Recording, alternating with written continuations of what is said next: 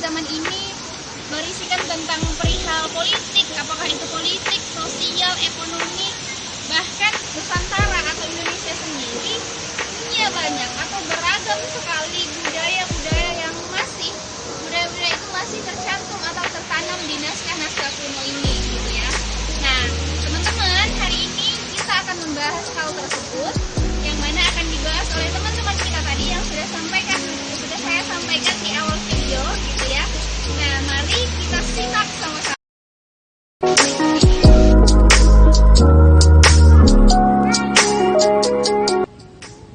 Assalamualaikum warahmatullahi wabarakatuh. Saya Nur Ainun dari SPIB akan mempresentasikan subjudul dari kelompok kami yang berjudul Pengertian Kebudayaan. Pengertian kebudayaan, kebudayaan berasal dari bahasa Sanskerta yaitu budaya, yang berarti akal atau budi. Budaya merupakan cara hidup yang berkembang atau dimiliki bersama-sama atau kelompok yang diwariskan dari generasi. Kebudayaan menurut Ki Hajar Dewantara berarti buah budi manusia yang merupakan hasil perjuangan terhadap pengaruh kuat alam dan zaman yang merupakan bukti kejayaan hidup dan penghidupan guna mencapai keselamatan dan kebahagiaannya yang pada akhirnya bersifat tertib dan damai.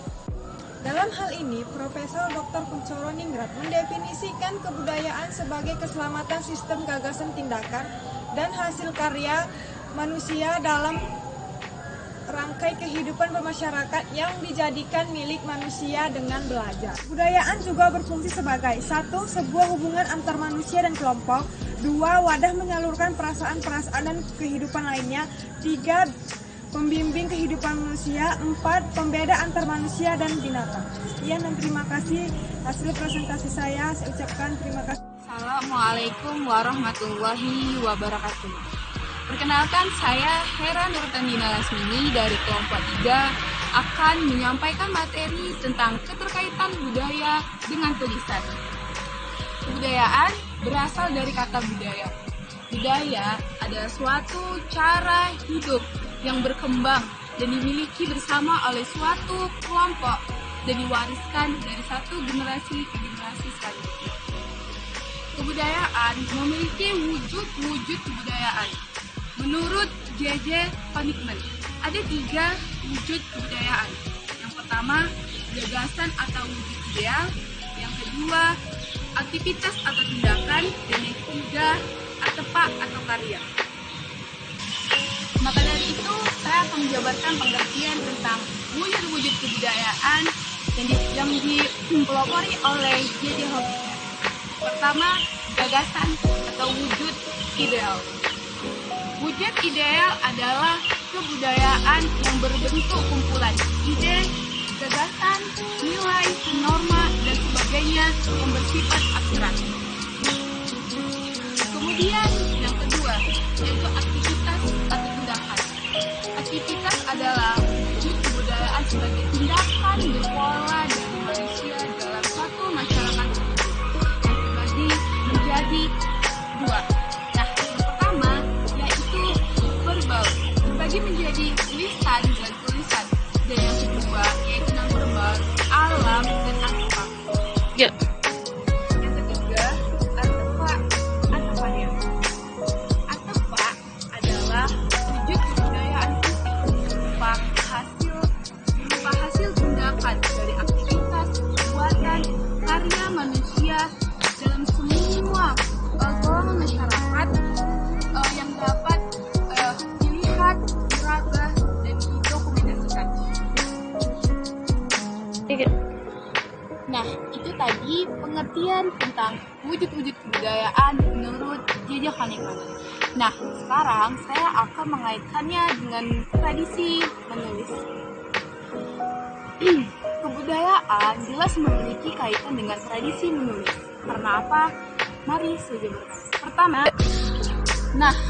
Yang pertama, wujud ideal atau gagasan.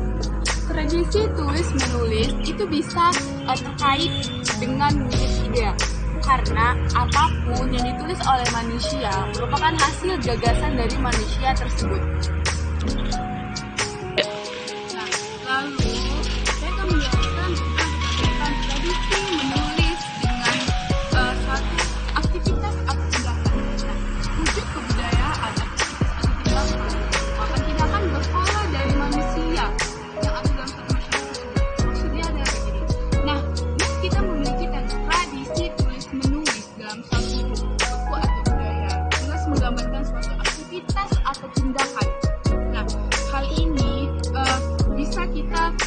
ambil sebuah kesimpulan bahwa tradisi menulis merupakan aktivitas dan tindakan dalam wujud kebudayaan. Nah, kemudian kaitan tradisi menulis dengan kebudayaan itu terdapat pada nomor 3. Nah, nomor 3 ini yaitu artefak atau karya. Tradisi tulis menulis merupakan hasil karya dari manusia, yaitu berupa aktivitas, perbuatan, dan karya. Nah, maka dari itu, jelas sudah tergambar bahwasanya kebudayaan memang selalu berkaitan dengan tradisi tulis menulis. Nah, di Indonesia, tradisi tulis menulis sudah ada dalam satu golongan, kerajaan, atau suku tertentu. Nah, saya akan menjabarkan juga tentang tradisi tulis menulis yang ada dalam suku tertentu. Di Indonesia, ada beberapa suku yang sudah memiliki tradisi tulis menulis dari zaman dulu. Nah, pertama, suku Melayu. Suku Melayu merupakan suku yang memiliki nilai budaya yang kaya. Ini terlihat dari syair-syair ataupun tulisan karya. Hikayat, kayak Raja Pasai, kayak Aceh, kayak dari suku Melayu yang ada. Kemudian dari suku Batak. Nah, suku Batak merupakan budaya yang memiliki tradisi tulis menulis yang diwariskan dari nenek moyang mereka dan biasa disebut dengan pustaha lala. Nah, lalu dari daerah Riau. Di Riau, daerah wilayah Kerinci. Ini merupakan suku yang sudah memiliki tradisi tulis menulis yang mereka tuangkan dalam wujud manuskrip Kerinci. Yang terakhir di daerah Jawa. Nah, suku Jawa merupakan suku yang memiliki aksara ataupun huruf yang sangat kaya. Nah, tradisi tulis menulis juga sudah mereka miliki dari nenek moyang mereka, disebut dengan babat tanah Jawa. Nah, itulah dia beberapa suku yang ada di Indonesia yang memiliki tradisi tulis menulis yang akan dibahas dalam pembahasan rekan saya selanjutnya. Jadi kesimpulannya, keterkaitan antara budayaan dengan tradisi menulis adalah bahwasanya setiap suku di Indonesia atau di wilayah manapun jelas memiliki tradisi menulis yang mereka tuangkan dalam bentuk buku ataupun istilah-istilah lain seperti hikayat dalam suku Melayu, kemudian tahalala dalam daerah Batak, dan babat Jawa dalam suku Jawa. Nah, untuk menemukan objek, subjek, dan fokusnya, maka itu akan dibahas pada kelompok saya selanjutnya. Maka dari itu, terima kasih dan perkenalkan, nama saya Alina Nufia. Saya perwakilan dari kelompok 3. Saya mahasiswa dari Universitas Islam Negeri Sumatera Utara, Fakultas Ilmu Sosial, jurusan Sejarah Peradaban Islam. Di sini saya ingin memaparkan sedikit materi yang berjudul manuskrip suku Melayu, sumber kajian sejarah dan kebudayaan Islam di Nusantara. Di sini adapun dalam realitas histori, manuskrip Melayu menjadi salah satu rujukan yang sangat penting untuk mengungkapkan sejarah masuk dan berkembangnya umat Islam di Nusantara. Di sini tidak hanya itu, perihal asal muasal tentang Islam yang datang ke kawasan ini, apakah benar dari Arab palsu atau dari India dan Persia. Perihal wilayah yang mula-mula menerima Islam dengan cara Islamisasi ataupun dengan secara adaptasi. Begitu juga ada kekerasan dengan ketajaman mata pedang atau dengan jalur perdagangan, perkawinan, bahkan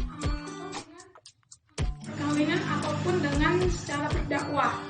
Pada mulanya semua menjadi misteri, akan tetapi dengan adanya manuskrip Melayu tersebut, misteri tersebut menjadi terungkap secara perlahan. Di antara manuskrip Melayu yang telah ikut memberi andil dalam pengungkapan atau penelusuran semua persoalan tentang Islam, perkembangan umat dan kebudayaan mereka yang sudah saya sebutkan sebelumnya. Di antaranya adalah Kronika Pasai, Hikayat Raja-Raja Pasai, Tajul As-Salatin, Mustan Al-Salatin. Dan itu manuskrip-manuskrip ini telah menghidangkan informasi yang sangat amat berharga untuk penelusuran serta penelusuran yang lebih jauh lagi perihal eksistensi Islam dan perkembangannya.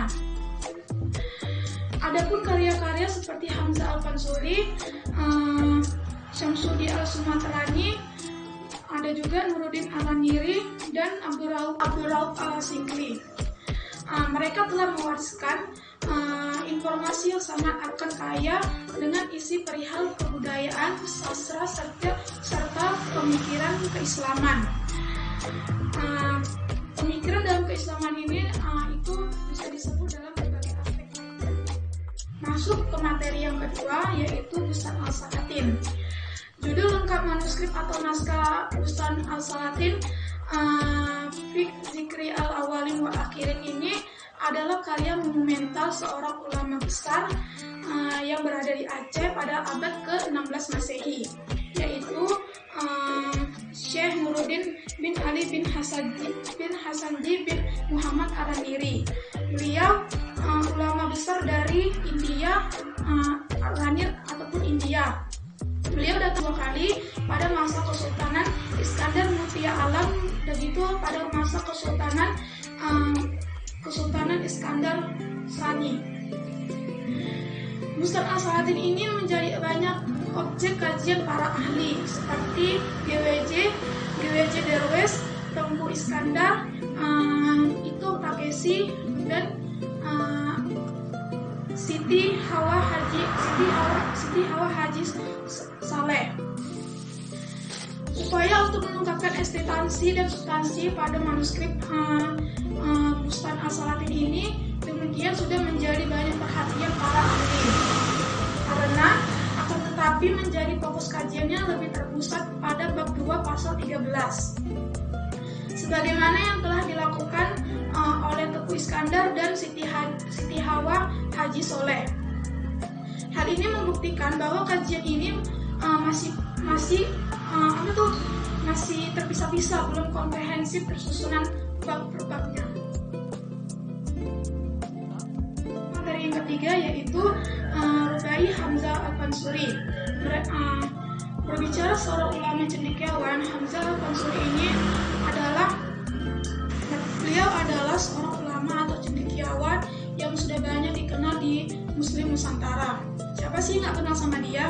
Beliau adalah Syekh Hamzah Al-Fansuri, berdasarkan satu ungkapannya melalui syair yang telah dia buat. Menyangkut manuskrip Rubai Hamzah Al-Fansuri ini sudah banyak menyedot perhatian para sarjana baik di luar maupun di dalam Islam.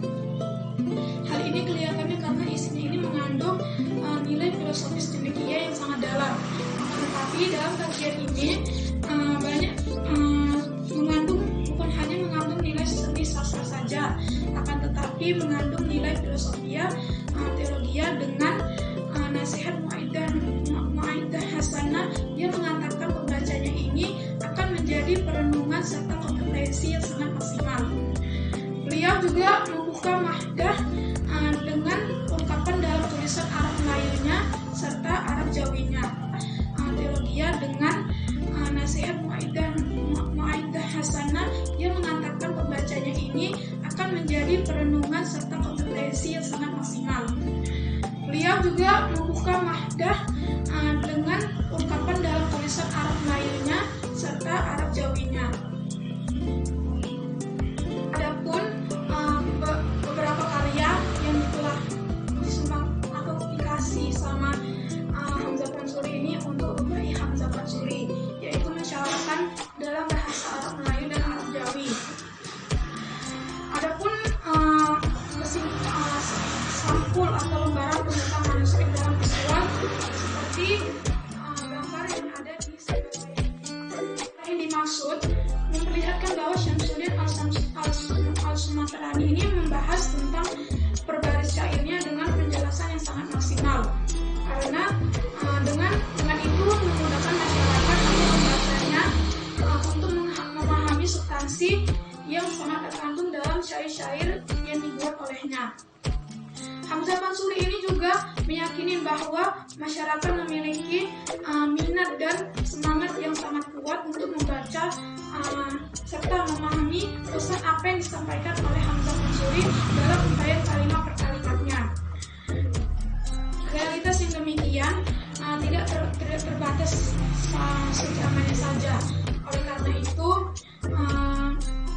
jadi masyarakat cendekia zaman sesudahnya. Tetapi masyarakat ini ingin membaca lebih dalam lagi. Demikian, ada sebagian menjadikan sebagai adigium untuk paper ataupun untuk makalah juga bisa, untuk seminar juga bisa, bahkan sekalipun menjadikan buku seperti yang sering dilakukan oleh Ali Hajjami dan Abdul Hadi. Demikian apa yang bisa saya sampaikan, lebih kurang saya mohon maaf. Bila ada kesalahan kata, saya akhiri. Wassalamualaikum warahmatullahi wabarakatuh. Dengan saya Heni Fikri Daulay, saya akan melanjutkan pembahasan mengenai wujud-wujud kebudayaan dalam bentuk tulisan, yang dimana saya akan menjelaskan mengenai Pustaha Laklak. Pustaha Laklak merupakan sebuah buku tulisan mengenai kebudayaan yang ada pada masyarakat suku Batak pada zaman dahulu.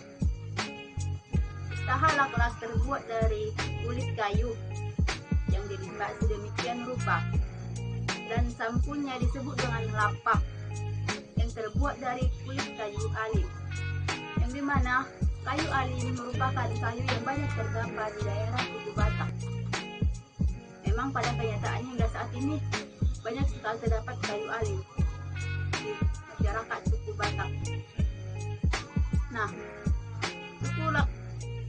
Pustaha Laklak ini sebenarnya sudah punah, sudah payah, sudah susah untuk didapatkan. Mungkin karena masyarakat suku Batak kurang tertarik, kurang daya tarik itu tidak ada gitu, karena mereka mungkin tidak mempelajari mengenai cara membacanya, sehingga mereka berpikir kalau misalnya Pustaha Laklak itu sebenarnya tidak ada gitu. Mungkin dengan kuliah ataupun dengan pendidikan yang mengarah ke sejarah, mereka saat ini sudah mencari-cari tahu tentang Pustaha Laklak tersebut. Semoga demikian. Nah, Pustaha Laklak sendiri banyak sekali terdapat poin-poin besarnya itu untuk tulis di situ, yaitu mengenai ilmu kedukunan dan ilmu obat-obat tradisional. Nah, yang dimana ilmu kedukunan itu masih sangat kental sekali digunakan oleh masyarakat suku Batak. Mereka hingga saat ini sedikit pergi ke dukun, sedikit mengenalkan ilmu-ilmu kedukunan tersebut menggunakan ilmu hitam maupun ilmu yang mereka itu ilmu putih, karena mereka menganggap bahwa ilmu mereka itu baik, jadi mereka menganggapnya sebagai ilmu putih. Nah, selain itu tadi saya sudah mengatakan bahwa terdapat dalam Pustaha Laklak itu yaitu ilmu tentang obat-obat tradisional. Nah, masyarakat suku Batak memang sampai saat ini masih mempelajari mengenai ilmu-ilmu tentang kesehatan, ilmu obat-obatan. Meskipun Pustaha Laklak sendiri itu sudah punah, namun cara-cara mereka, budaya-budaya mereka pada saat zaman dulu itu tidak sepenuhnya dibuat dalam sebuah surat, sebuah pustaha gitu. Mereka juga berbicara dari mulut ke mulut, sehingga bisa nenek moyang pada zaman dulu bercerita anak-anak cucunya tentang obat-obatan ini dan itu, tentang ilmu-ilmu ini dan itu. Jadi tidak semuanya termuat dalam Pustaha Laklak. Nah, demikianlah penjelasan dari saya mengenai Pustaha Laklak. Saya kembalikan kepada teman saya yang selanjutnya. Wassalamualaikum kesehatan ilmu obat-obatan. Meskipun Pustaha Laklak sendiri itu sudah punah, namun cara-cara mereka, budaya-budaya mereka pada saat zaman dulu itu tidak sepenuhnya dibuat dalam sebuah surat, sebuah pustaha gitu. Mereka juga berbicara dari mulut ke mulut, sehingga bisa nenek moyang pada zaman dulu bercerita anak-anak cucunya tentang obat-obatan ini dan itu, tentang ilmu-ilmu ini dan itu. Jadi tidak semuanya termuat dalam Pustaha Laklak. Nah, demikian Demikianlah penjelasan dari saya mengenai usaha lakla. Saya kembalikan kepada teman saya yang selanjutnya. Assalamualaikum warahmatullahi wabarakatuh. Assalamualaikum warahmatullahi wabarakatuh. Perkenalkan, nama saya Thailand Sulfina. Saya mahasiswi jurusan Sejarah Peradaban Islam, Fakultas Ilmu Sosial, Universitas Islam Negeri Sumatera Utara. Baik, pada video saya kali ini, saya akan membahas mengenai manuskrip di Riau terhadap analisis korelasi naskah dengan kenduri Esko di Kerinci. Dalam pembahasan saya ini, saya melampirkan 3 bab, yaitu yang pertama bab 1 pendahuluan, bab 2 pembahasan, dan bab 3 kesimpulan. Nah, pada bab 1 di pendahuluan ada poin-poin yang akan kita bahas. Yang pertama itu ialah latar belakang masalah, yaitu pada pendahuluan masyarakat Kerinci sudah mengenal tulisan jauh sebelum Islam masuk dan berkembang di wilayah ini yang dikenal dengan aksara Incung. Sementara itu, Kerinci juga merupakan wilayah tempat keberadaan dan ditemukannya kitab Nitasara Samu Cahya Kerinci atau naskah Undang-Undang Tanjung Sana. Saat ini, secara administrasi, pemerintahan Kerinci terbagi menjadi 2, yaitu Kabupaten Kerinci dan Kota Sungai Penuh. Sebagai wilayah yang masih menjunjung tinggi adat dan budaya, Kerinci memiliki cara tersendiri, bahkan terdapat ritual khusus dalam memelihara cara tersendiri. Bahkan terdapat ritual khusus dalam memelihara dan menjaga peninggalan para leluhurnya seperti benda-benda pustaka, termasuk diantaranya adalah naskah kuno atau manuskrip. Baik, kita akan masuk di bagian bab 2, pembahasan mengenai manuskrip Riau terhadap analisis korelasi naskah dengan kenduri Esko di Kerinci. Kenduri Esko merupakan satu-satunya perhelatan akbar secara adat yang telah dilaksanakan semenjak dahulu kala hingga sekarang ini bagi masyarakat Kerinci, karena selain wujud syukur terhadap hasil panen yang diperoleh bersamaan pada waktu kenduri Esko, juga dilaksanakan pengukuhan dan penobatan Dapati, yaitu pimpinan adat tertinggi bagi masyarakat Kerinci. Upacara adat ini tumbuh dan berkembang pada lembah cengkungan perbukitan di dataran tinggi Jambi atau puncak Andalas, yaitu Kota Sungai Penuh dan Kabupaten Kerinci. Tradisi tersebut merupakan salah satu kebudayaan proto sampai Melayu yang masih berkembang dan berjejak sampai saat sekarang di wilayah ini. Yang keempat, lemang, makanan yang wajib ada dan disajikan dalam acara yang dimaksud. Makanan ini terbuat dari beras ketan yang dimasak dalam seruas bambu, sebelumnya digulung dengan selembar daun pisang. Selanjutnya mengenai naskah Kerinci dan aspek yang menyertainya. Naskah atau manuskrip Kerinci adalah seluruh naskah yang benda dan tersimpan serta berasal dari Kerinci. Namun demikian, naskah yang berasal dari luar Kerinci tetapi tersimpan dan atau konteksnya berhubungan dengan wilayah ini juga tergolong ke dalam naskah Kerinci. Adapun berbagai aspek yang menyertai naskah Kerinci diantaranya sebagai berikut, yaitu 1. Bahan dan kandungan isi naskah. Akan diuraikan beberapa kandungan isi naskah di Kerinci sebagai khasana dan cakrawala pengetahuan pada masa lampau, yaitu yaitu A. Tambo. Naskah kerinci berupa tambo umumnya menggunakan media tulis dari tanduk dan geraksara incung. Namun ada juga yang menggunakan bahan berupa kertas dengan aksara Arab Melayu, tetapi dalam jumlah yang sangat sedikit. B. Ratap tanggis atau yang dikatakan dengan karang minduk. Ratap tanggis merupakan salah satu kesusastraan Melayu yang berkembang di tanah Sumatera, termasuk juga kerinci pada masa lampau. Ratap tanggis yang dimaksud adalah dalam konteks ini adalah ratapan yang hubungannya dengan percintaan atau berpacaran seperti yang berkembang pada sebagian daerah di.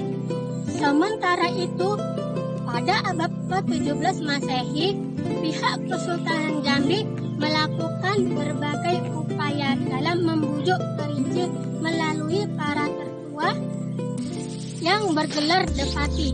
Selak piagam tersebut ada yang diserahkan dan secara langsung oleh pihak kerajaan Jambi, seperti jelak piagam Depati Ponto Keras, Depati Sanggaran Agung, Suku Beraja, dan lain-lain. Yaitu selanjutnya mengenai tempat penyimpanan. Naskah-naskah di wilayah Nusantara banyak tersimpan di berbagai negara seperti Malaysia, Singapura, Brunei Darussalam, Belanda, Jerman, dan lain-lain.